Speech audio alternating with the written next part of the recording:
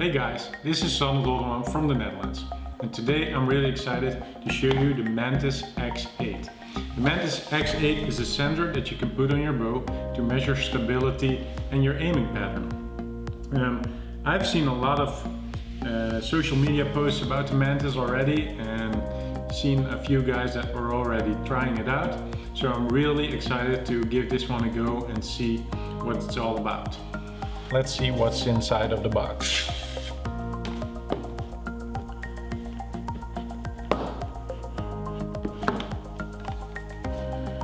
So the first thing we see is a little getting started guide. It covers 3 pretty simple steps. First one is to download the app. Second one is to mount the Mantis to your bow. And the third one is to open the app and follow the instructions that are in the app. Alright, let's leave this right here. The Mantis comes in a protective case, which makes it easy to keep all the Mantis accessories in one box, and you will not lose it inside your case, and it keeps the sensor protected from any damage or bumps or whatever you hit into with your bow case. So inside of the box is a little sticker. We don't need the sticker right now. A micro USB charging cable. You will need a USB charger, but pretty much everyone has one to charge their phones these days, so that won't be any issue. Another little bag with accessories includes the rail system to glue to your bow, in which you can mount your Mantis to. It's a Picatinny connection, so you can use any Picatinny rail and mount the Mantis to. So you can also use some aftermarket parts if you want to have more rails, but I think they also offer a 5 or a 10 pack of these, so you can stick them on any bow you would like. That's that. So the sensor itself, it's about 1 inch by half an inch, and it has a little micro USB port on one side. It has an LED LED to show you the status of the sensor.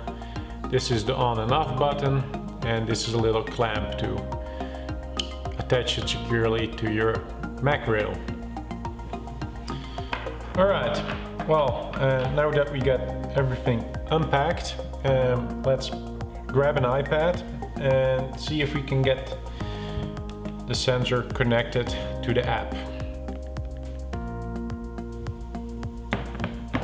Alright, so I've got an Apple iPad here, but there's also an app for the in the Google Play Store. It works for both of them in the same way. So what I'm first going to do is turn the sensor on, and you see the LED is flashing right now, and press the connect button, and it already sees the sensor and it starts to calibrate. Well, let's first see if it works, and then we'll run through all the settings and things you can do with the app. So let's press the start button and press the live feed. As you can see, you already see some sort of a target in your vision or on your screen, and if I move the sensor, you see it makes some big movements right here. Also does left and right, canting. So it looks like everything is working fine. Put it back still and it's centered again. Let's mount it on the bow now and shoot some arrows. Alright, so the next step in the process is to stick the universal Picatinny rail to one piece of your equipment. I choose to put the rail on my side, and well, it's fairly easy. You just need to make sure the surface is clean.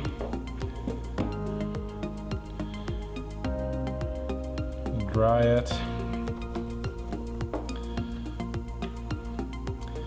And stick the reel on with some double-sided tape.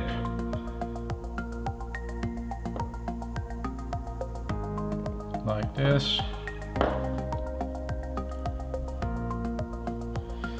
And now we have to wait for 24 hours so it can dry up and we can shoot it. But as it is a universal rail system, there's a lot of aftermarket parts that you can buy. There's also a spare set of Picatinny universal rails you can order from Mantis itself. This one I 3D printed and attached to my side, and as you can see, when we open the clamp, you can just slide the Mantis sensor on it and it's stuck on there. So now we're ready to shoot. Now that the sensor is mounted and the app is connected, we can go out and shoot. I'm gonna shoot a couple of ends and then we're gonna run through the app and see what we can learn from there.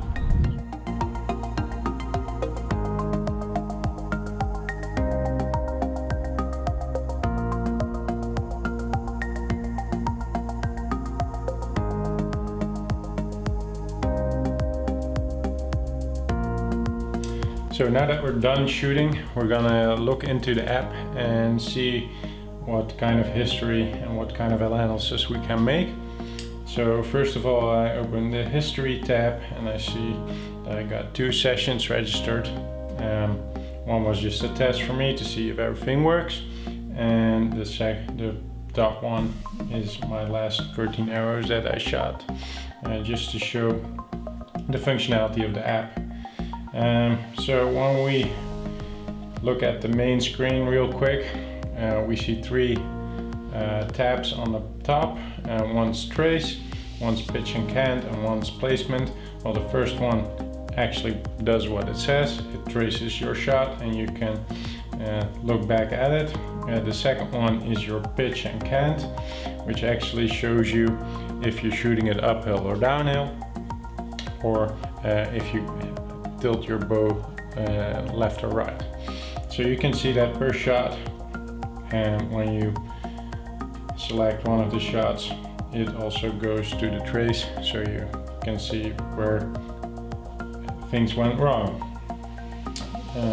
Well, so we can skip through it. It was a little windy, so it was hard for me to actually get my bow pretty steady.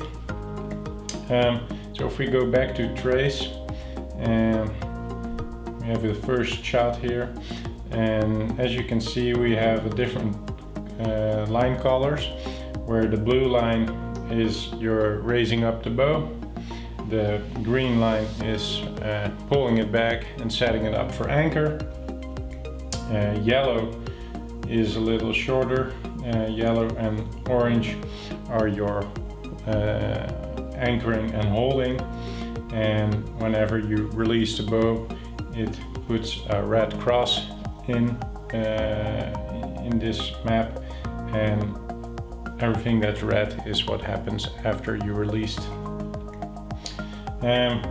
So if we look at my shot routine, I can just press play here and we see what it does. On the right top corner you also see my score and how that is determined. It actually looks at the left at your horizontal and vertical pane and makes a score based on the stability of that.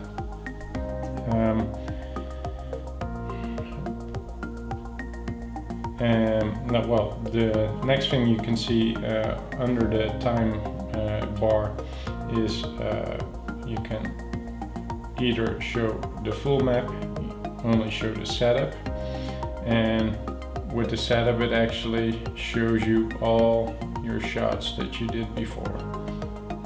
As you see, my setup comes pretty much every shot from the same angle downwards. So when we go to hold, it also shows all the other shots in this session, and which they are also quite similar to each other. So when we go to release, we see a lot of difference per shot. And why don't we just go to my first shot and see what it does. So whenever I release a shot, my red line goes up, and the main reason for that is because I have a really light front stabilizer setup. So whenever I release the bow, my bow actually does a bit like that. So you can see with this red line, the sander notices the bow going up, and it does that every shot for the first 6 arrows. You can see. So after that 6th arrow, I figured, well, let's change something to the balance of the bow, and how that's gonna change my trace here. So shot 7, as you can see, it still goes up. I added 4 ounce to the front of my stabilizer, and as you can see, the pattern behind after the release is actually more narrow, so the bow is a lot more stable at the point of releasing. Well, if that's better or not, I don't know, but when I look into the graph and look into the trace, it looks that the overall shot is more consistent and more steady throughout the whole shot. So for me, that concludes that this would be a step in the right direction. However, if we look at the score for stability, and that you can see on the top right, it actually shows me that the first 6 shots are averaging above 98. The second 6